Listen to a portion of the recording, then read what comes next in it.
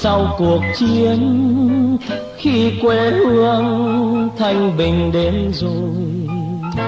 Người về sau cuộc chiến, tay buông xuôi, không còn đam mê, không còn hận thù.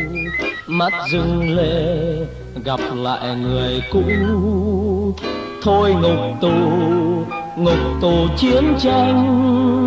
Hòa bình ơi, ta yêu hòa bình rồi.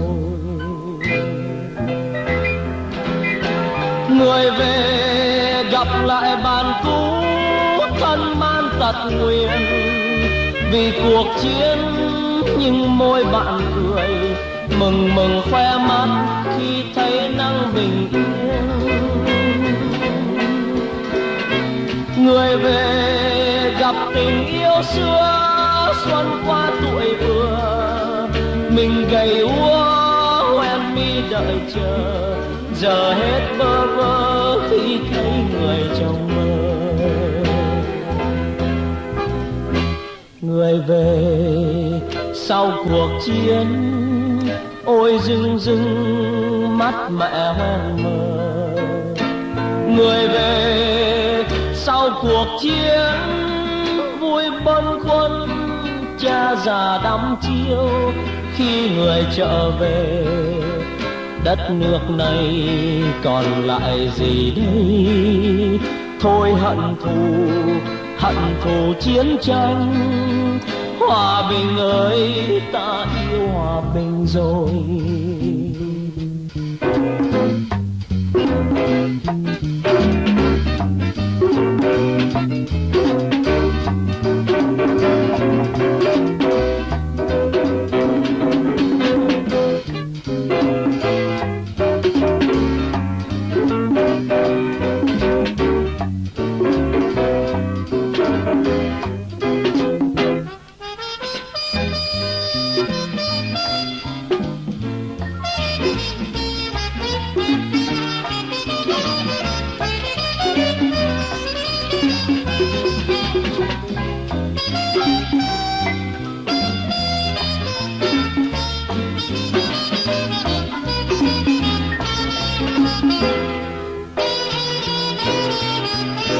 Người về gặp lại bạn cũ, thân man tật nguyền. Vì cuộc chiến nhưng môi bạn cười, mừng mừng khoe mắt khi thấy nắng bình yên. Người về gặp tình yêu xưa, xuân qua tuổi vừa. Mình gầy úa hoen mi đợi chờ, giờ hết bơ vơ khi thấy người trong mơ.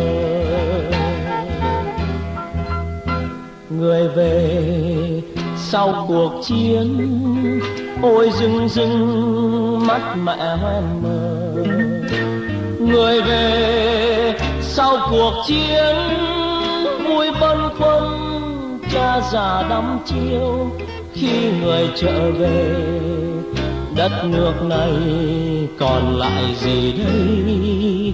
Thôi hận thù chiến tranh. Hòa bình ơi, ta yêu hòa bình rồi.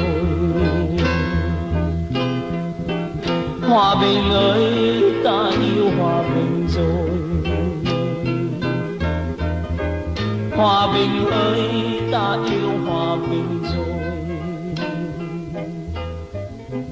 Hòa bình ơi, ta yêu hòa bình rồi.